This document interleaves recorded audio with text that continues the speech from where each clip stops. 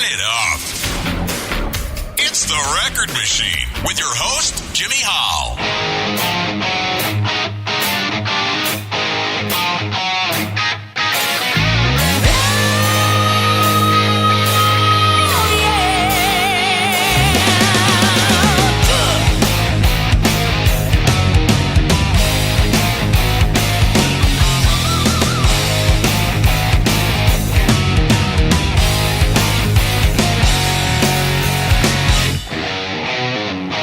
I saw you that first night, you took me under your spell. I thought you were heaven sent, but you turned my life to hell. The things you said, you painted a picture in my head. Well, I thought our world was meant to be. Yeah, now I know that you were smooth, but you took it too far, so now you got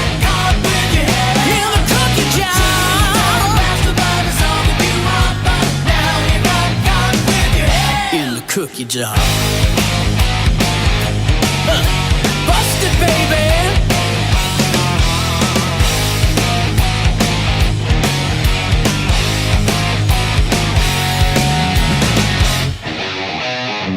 You had me in the palm of your hand, your puppet on a string. And when I saw you with another man, well, that changed everything. The look in your eyes, well, you got me hypnotized. Tell me what were you thinking? I never know. Well, I got news for you. Too far, so now you got caught with your head in the cookie jar.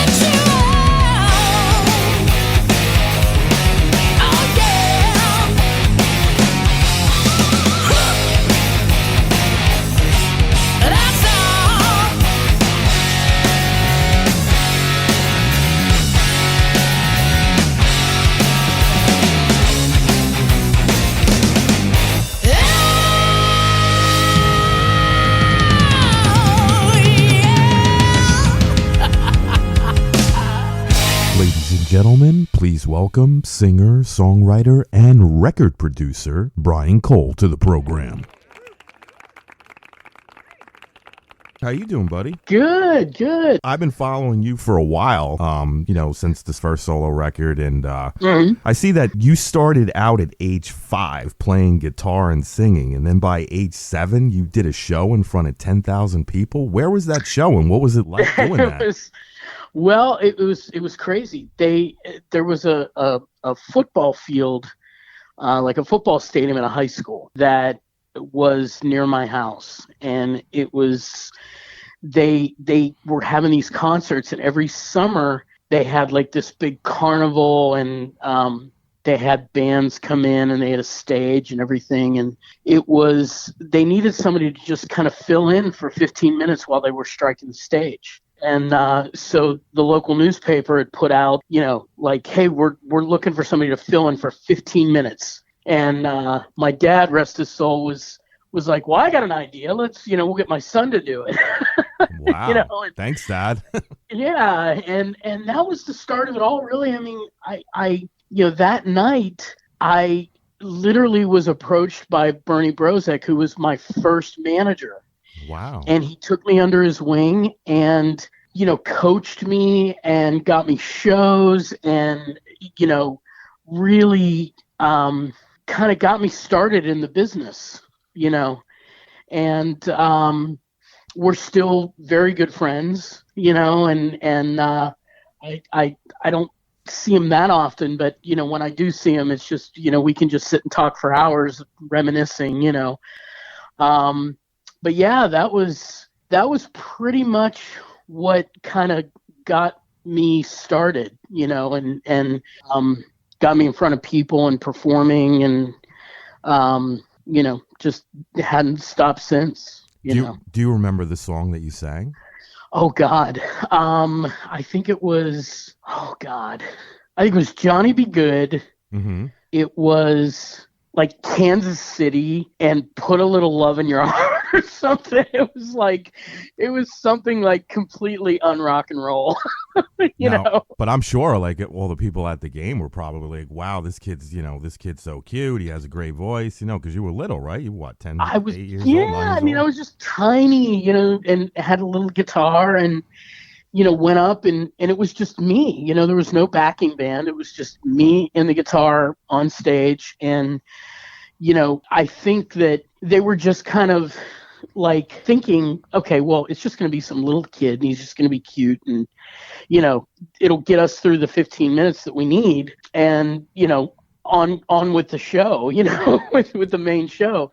Wow. But it turned out that it actually, it sparked a lot of stuff, and obviously, Bernie immediately came up to me and, talked to my folks and away we went, and he put at one point he put like a 75-piece orchestra behind me, and we did a rendition of Babe from Styx. Oh, that must have been incredible. It was phenomenal. And I look back and it was like, I don't think I really appreciated the magnitude of it, Mm-hmm.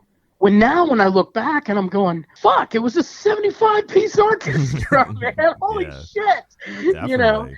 So it really, when I look back and think about it now, I'm like, wow, that was truly an honor. Yeah, I could totally see you singing a Styx song too. I love Styx. I mean, that was my thing is I loved great singers, and I always gravitated towards great singers. My first album that I ever got was Journey's Infinity record, and I remember my neighbor from my birthday got me this Journey record. I'm like, well, who's this? Mm-hmm.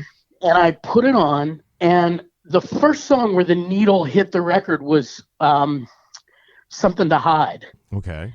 And the first time I heard Steve Perry's voice, I went, this is it. I mean, this is what I'm going to do for the rest of my life, Nice. And, it was just an incredible moment.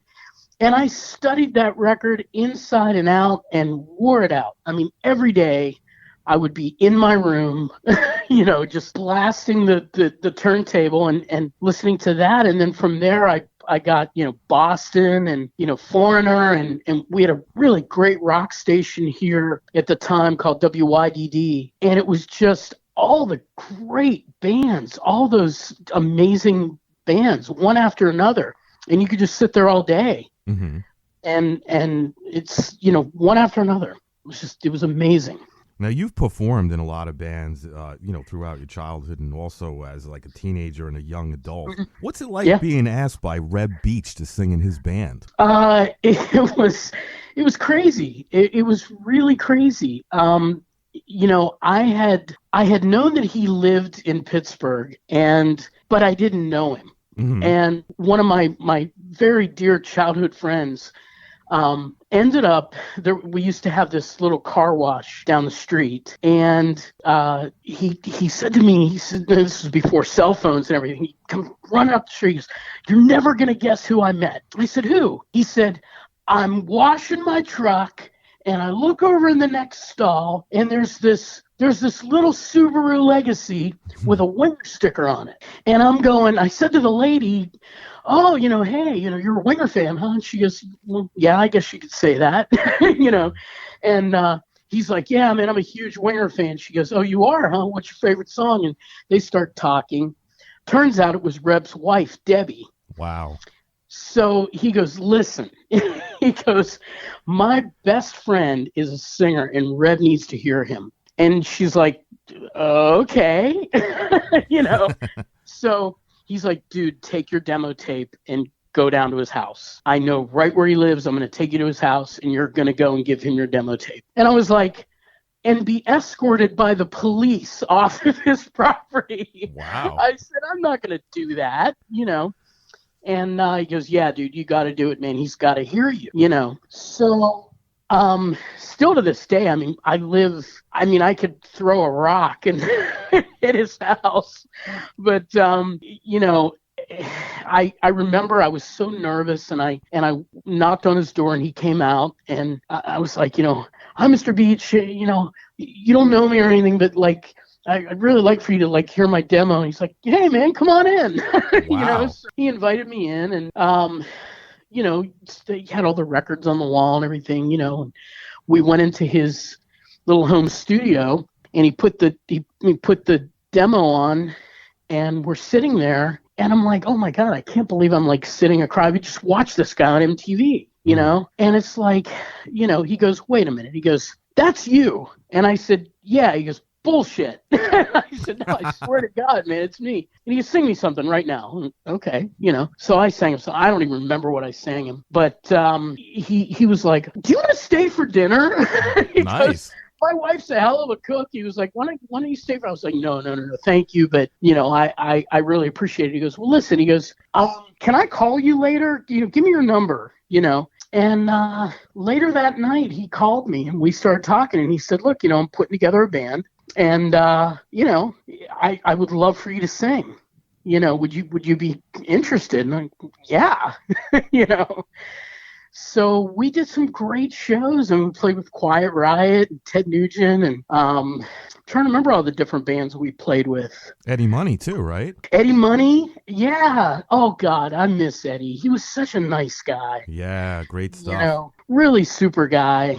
And, just such a gentleman, and just a fun guy, Mm-hmm. But it was a blast, and then I decided to kind of move along and and wanted to move to Nashville and see what happened with that. And right before I left for Nashville, I talked to Reb and he says, "Hey man," he goes, "Jeff Pilson wants to talk to you." And I said, "Why?" He goes, "Well, I don't know. He's got something to tell you." Nice. And I said, "Okay." So he says, "Hey man," he goes, "How would you like to audition for this band that I just joined?" He goes, "We're looking for a singer." And I said, "Well, who's the band?" And he goes, "That's not important right now." He said, but I said, "Well, who's in it?" And it was like, he said, "Well, it's me and Jason Bonham and like a couple other guys, and I went, okay, dude, who's the band? He goes, dude, you can't say anything right now. And I'm like, all right, just tell me, and he goes, it's Foreigner. Wow. And I went, wait a minute. I said, did Rep put you up to this?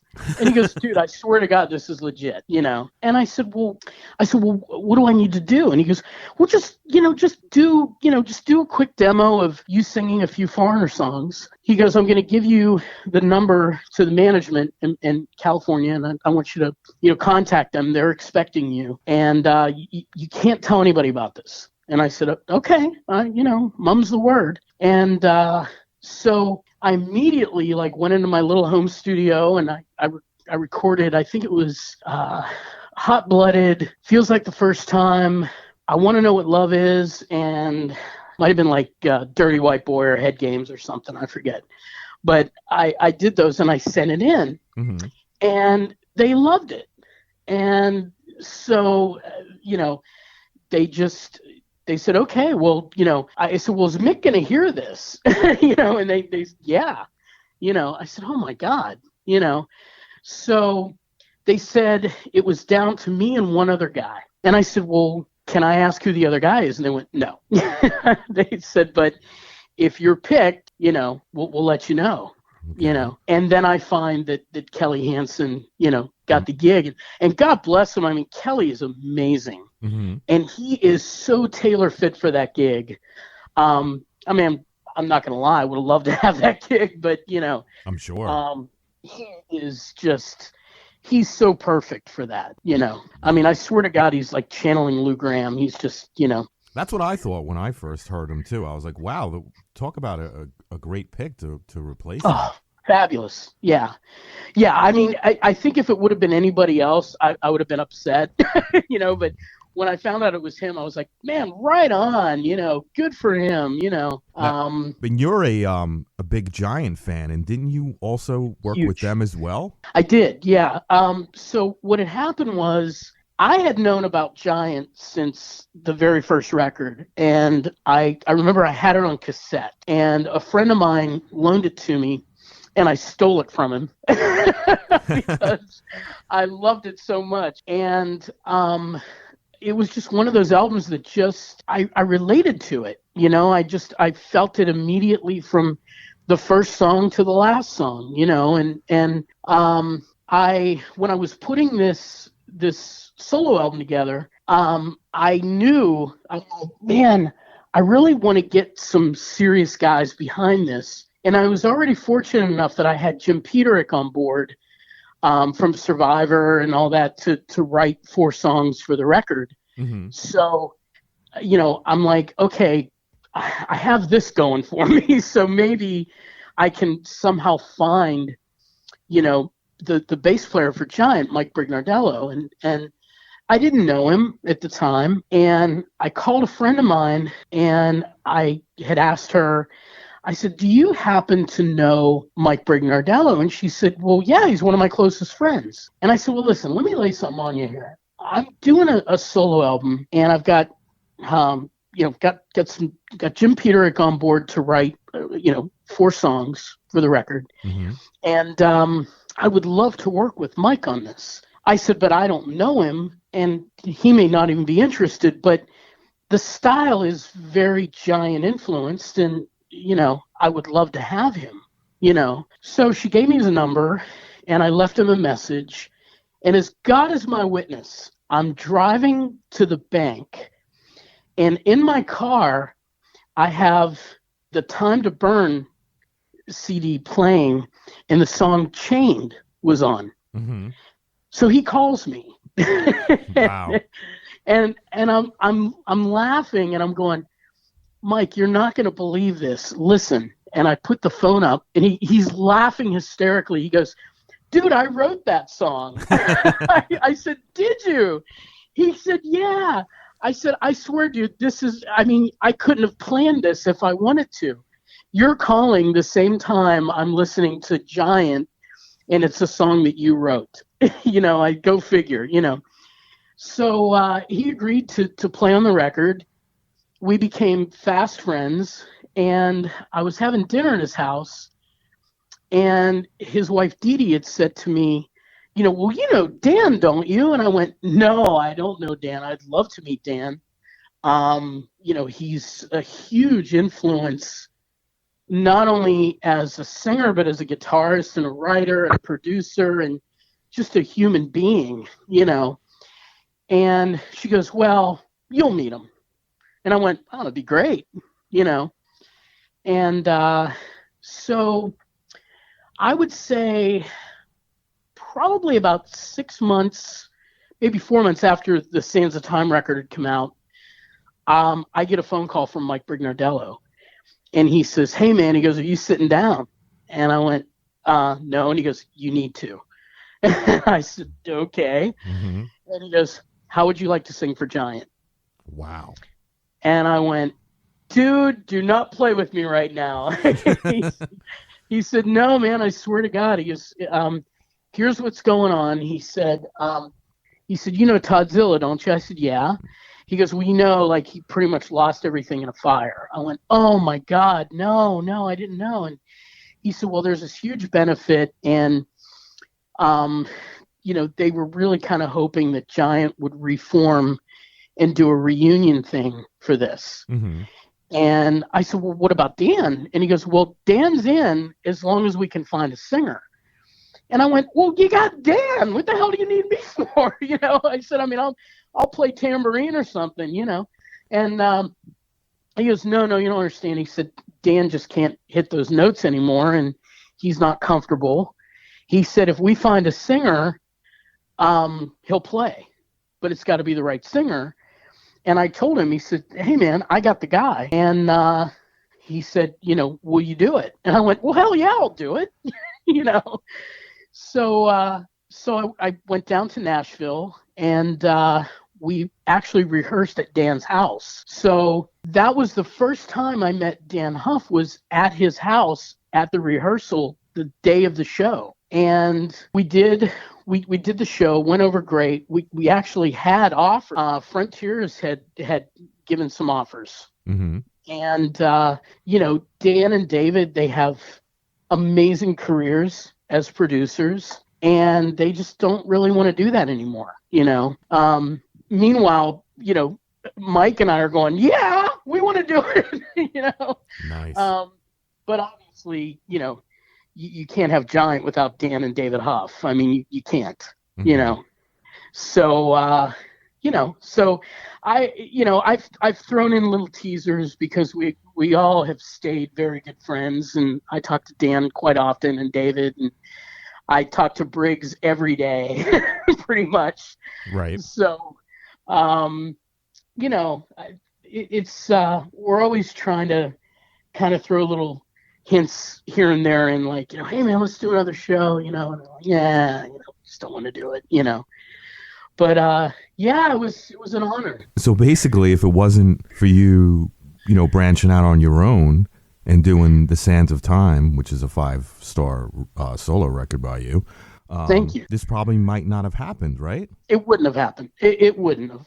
Because it was the connection with Jim Peterik and the connection with Mike Brignardello that started it, and then.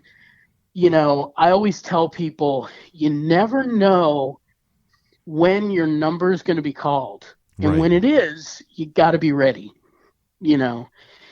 And, so it was just kind of, timing and connections and luck, a lot of luck, Yeah. Because they could have chosen anyone, and, they ended up choosing me, and I'm honored.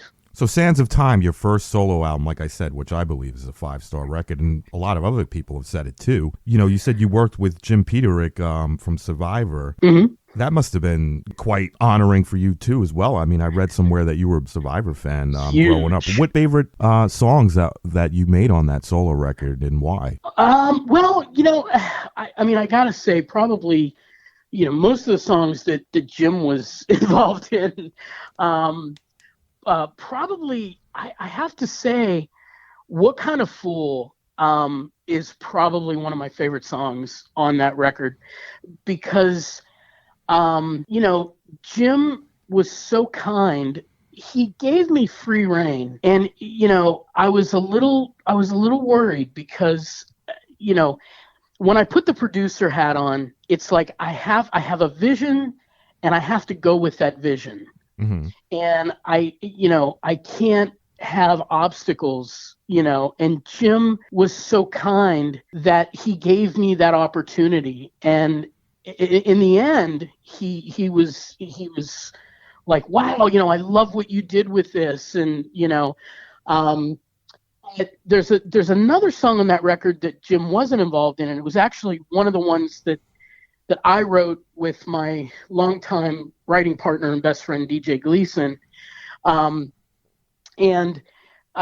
it just literally was, I had gotten into a huge argument with my now ex, and it was basically saying, look, we've lost the fire, we've lost that spark, and we're losing it, and I'm confused. I don't know whether to, I don't know whether to just run or stick it out. What am I going to do? And I was just really upset. And I wrote that riff, and I just immediately started kind of writing the song a little bit, and the lyrics just kind of started coming to me, try to hold on, is it you or is it me? And it was like, that just came to me immediately, and the song pretty much wrote itself, and we tightened it up here and there, and it was done, it was finished, and we, tightened up, the edges a little bit, and it was, and there it was, so I love that record. I mean, I'm so proud of it. And I'm just, I love Jim Peterik. He's an amazing guy. And, I hope we can work together again in the future, cause he's a good friend and a great guy. I've got a lot of respect for him. Isn't it ironic how things happen?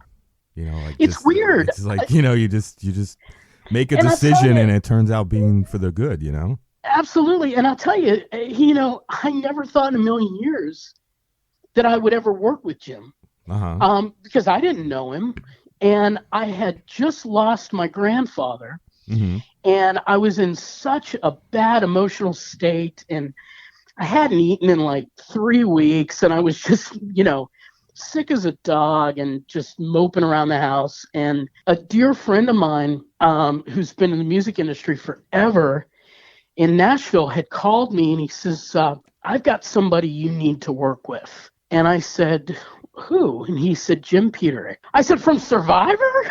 He's like, yeah. I said, oh, gee. I said, sure, let's just call Jim Peterik on the phone, no problem. And he goes, well, I've already done that. He goes, and he wants to talk. So they set up a call, and we talked. And, I said to him, I said, Jim, I said, this is so crazy. I said, I grew up singing Survivor songs. I mean, like, The Search Is Over. I did at a talent show, and I won like first place, I said, and, if my grandfather were only alive to see this, here I am hanging out at Jim's house in Illinois, and, sitting down with him at the piano that The Search Is Over was written on. That's amazing.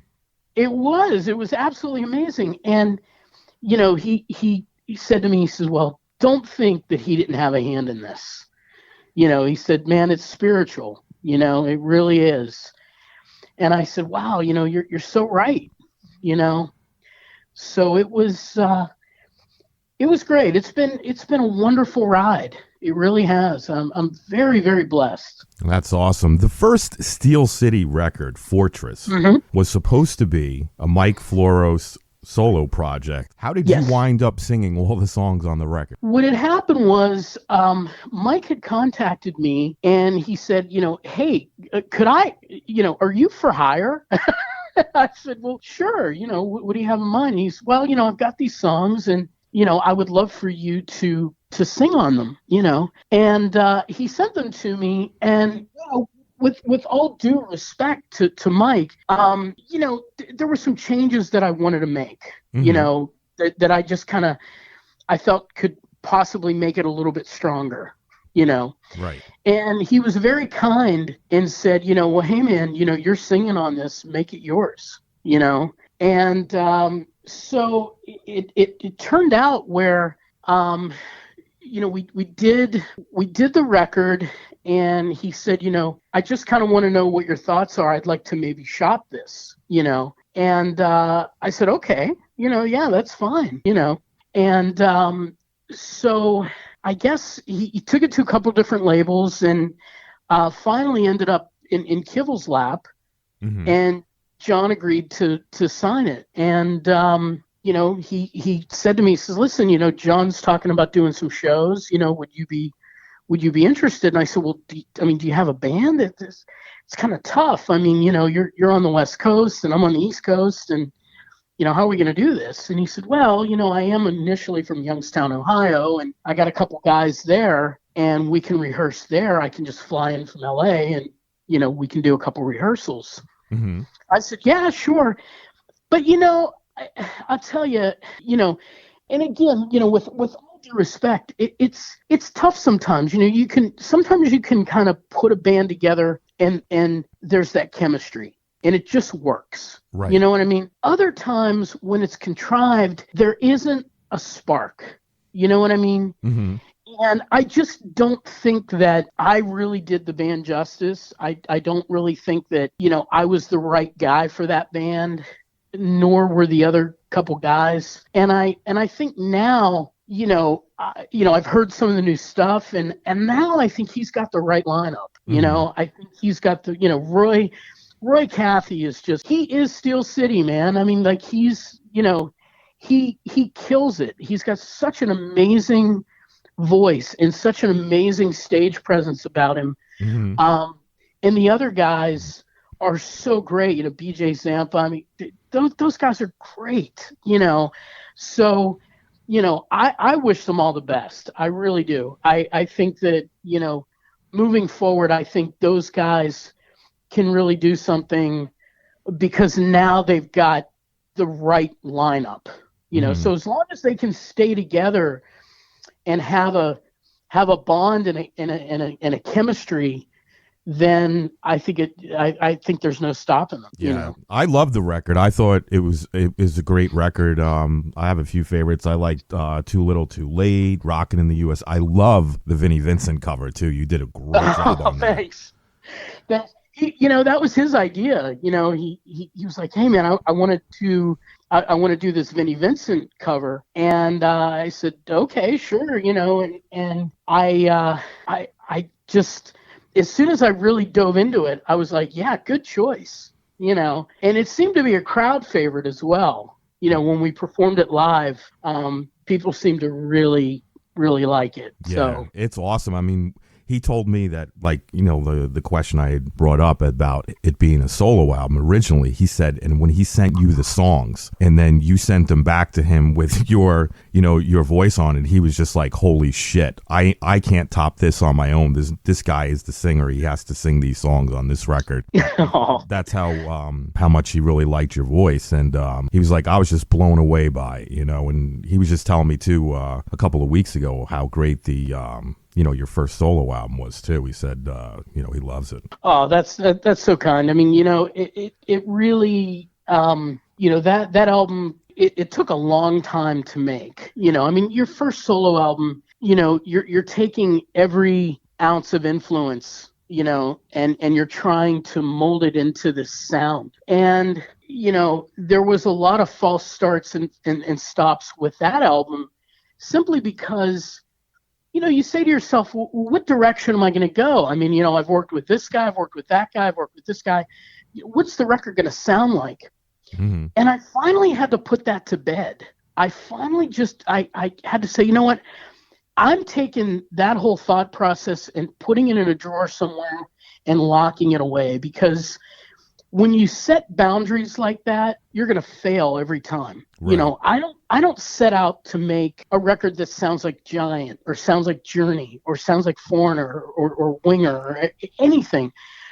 I have to make a Bryan Cole record, and I have to, you know, obviously there's no hiding the influences. You know, I mean, they are what they are. But even with Murano, I had somebody say to me, you know, we saw you with Firehouse, and somebody was like, is that Steve Perry on stage singing for Murano? And I'm like, oh, wow, what a compliment. But, you know, again, I'm just being myself, you know, and I'm thankful that, you know, that Murano lets me be me, you know, and doesn't say, you know, I need you to be this guy, or I need you to do more of this or less of this. Right. You know, just be you, you know. And speaking of Murano, you sang on several songs on their album Incognito in 2019. Yes. Can you talk about that a little bit? I love that record. Me too. Love it. I love it. I mean, even the songs that I didn't even sing on, I love, because I get to sing them live. So oh, yeah. that's where, you know, but I'm a huge Danny Vaughan fan. I loved Taiketo from the moment Don't Come Easy came out. I was a fan. So when I knew that Danny was going to be a part of this, I'm like, oh, I'm honored, you know. Of course, you know, knowing Bill Leverty was involved, and Bill's a dear friend, all those guys in Firehouse, you know, Mikey Foster, you know, CJ, they're all good friends. And it was just so wonderful to be a part of something so huge, you know. Again, it was kind of the same situation of how it came with Steel City. You know, Dwayne had reached out to me and said, you know, hey, I've got some songs. You know, can I hire you to sing on these songs? And I went, sure, you know. And you know, I mean, I call it what it is, man. I'm a musical whore, you know. And I love singing on other people's stuff, and I love playing on other people's stuff and producing and all that. But it's something, if I'm going to sing on it, it has to be something that I like. Right. You know what I mean? So, you know, as soon as I started hearing these songs that Dwayne sent, I was blown away. And I was like, man, like, this is going to be something. It really is. It's going to go somewhere. And then as Dwayne and I became friends, he said, look, you know, I want to put a band around this, and we're going to bring in, you know, Chip Ruggiero, who, you want to talk about a crazy 6 degree of separation. So Chip Ruggiero, who's the publicist for Murano, was Giant's publicist back in the A&M days. Wow. And our first show, first shows that we did were with Tesla. And Troy Lucchetta's brother, Denny Lucchetta, was Giant's tour manager. Holy smokes. It's like this 6 degree of separation. And then we do the first night we played with Tesla was at the Warner Theater in DC. Mm-hmm. And the minute, you know, we pull in and we're walking backstage, and I see Troy Lucchetta, and I give him a big hug and everything. He's like, listen, you got to do me a big favor. He said, our front of house sound guy, Steve, he said, Giant is like his Beatles, you know. He said, and when I told him who you were, he's like, I can't wait to meet this guy. So do me a favor and go up and introduce yourself, please. You know, I said, okay. So I walk up and I introduce myself to Steve, and it was like the whole tour, you know, he was just like, you know, man, you know, what was it like, man, working with those guys? I'm like, dude, you're front of house for Tesla, man. You know, you tell me some stories, man. Nice. You know, but we had a blast, and the Tesla guys are great. And, you know, we're just, we're hoping to do more shows, you know, once all this bullshit clears, you know. We have to get back out there. We got a hell of a band, and we're all brothers, you know, and we love playing together on stage, and we want to make another record, and we'll see what happens with that. Now you're currently working on your second solo album. It's titled Desire, correct? It is, yeah. Can you talk about that a little bit? Sure. Desire, the title Desire came from the fact that, you've got all these naysayers, and, I remember when I had initially, I left Steel City and the whole Kivel Records outfit, and I parted ways with that. Mm-hmm. There was a lot of, I got a lot of hate mail, and I got a lot of stuff on forums that I was reading, and they're like, you're never going to hear from Bryan Cole again. You know what I mean? And I'm like, well, that's harsh. It was harsh. And I, I've been the underdog my whole life. So I love, that gives me fuel. You know what I mean? I'm like the water boy, it's my tackling fuel, Yeah. And it's like, when I read that, I said, no, this is going to give me the desire to do this record and make it really epic, And so I had been building a home recording studio for many years. It's been a labor of love. And I said, I'm going to do this differently. I'm going to do everything myself, and the only difference is I after a couple false starts and stops and everything, I brought in a drummer that I work with in Nashville quite a bit. His name's Sean Fichter, and Sean tours with Tim McGraw. Oh, nice. And yeah, and he's an amazing drummer, and he has a huge rock background. He toured with Peter Frampton for years, and he just is laying down the most perfect drum tracks for these songs. And it's becoming more and more evident that this is really going to be the right record to follow up Sands of Time with, Nice. So I'm really excited, and I'm, all the songs except for one are entirely written by myself and my writing partner, DJ Gleason, so I did bring in one, another Brett Walker song, which I did two on the Sands of Time record. Mm-hmm. And, I didn't get to know Brett when he was alive, but his songs just spoke to me. And, I just, with every record I do, I want to try to do at least one Brett Walker song to just kind of keep that torch lit so people can really appreciate his songs. That's cool. He's, I spoke with his widow, and she's, very appreciative that I'm doing this. And I said, you don't need to thank me at all. I said, I really wish that I would have known Brett when he was alive. She goes, you guys would have been like the best of friends. That's awesome. So, but yeah, I'm excited about this record. It's a little heavier than Sands of Time. It's a little more guitar oriented than the first record. So it's a little less AOR, and a little more on the harder melodic rock side.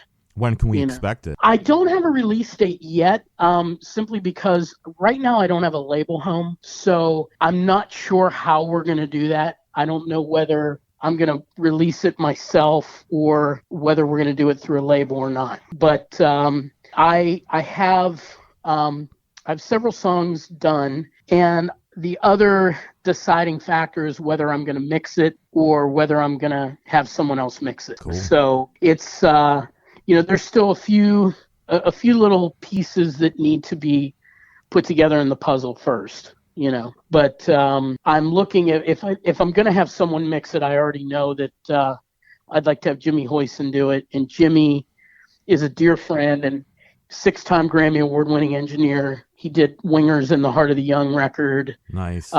U2's The Joshua Tree, Warrant's Cherry Pie record. I mean, the list goes on. I mean, the guy's amazing. Quite the resume. And he's a good friend. Yeah, he really is. And he loves the stuff. He's always chiming in when I'm doing the Facebook Live stuff. And he called me the other day, and he's just like, dude, you've got to let me mix your record. That's cool. So we'll see what happens. Do you have a website with all your social media links and your albums and stuff for people to purchase? I do, yeah. It's just BryanColeOfficial.com, and it's the Facebook. The Facebook is Bryan Cole Official, and then everything else is just like Twitter, Instagram, and all that's Bryan Cole Music, because I tie everything in. My other part of my life is I'm very fortunate to be able to work, and make a living in the music industry. I don't have a day gig, Right. And so when I'm not making records and touring, I'm making records for other artists. So I'm a record producer, Mhm. and so I travel quite a bit back and forth. My home away from home, my second home is in Nashville. So I'm in Nashville all the time.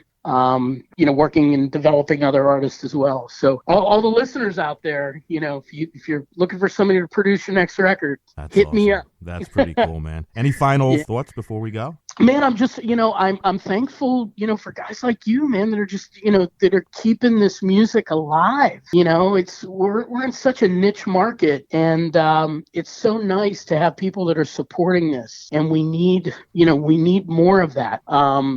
There's so many great bands out there, and it's nice to know that, guys like you are the voice for those bands, so much appreciated. And I appreciate you coming on, Bryan. I'm a big fan of your music, and I can't wait to hear the new solo record, and I can't wait to see you back out on the road, buddy. Absolutely. All right. Well, I really appreciate it, man, and I'll have to slip you a few maybe unreleased MP3s, give you a little taste. Awesome. That sounds great, buddy. All right. All right, man. You have a great day, all right? You do the same. Thanks so much. All right, take care. Take care. Bye-bye.